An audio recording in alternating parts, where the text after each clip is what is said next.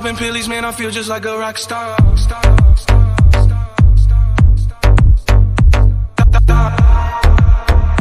I've been fucking hoes and popping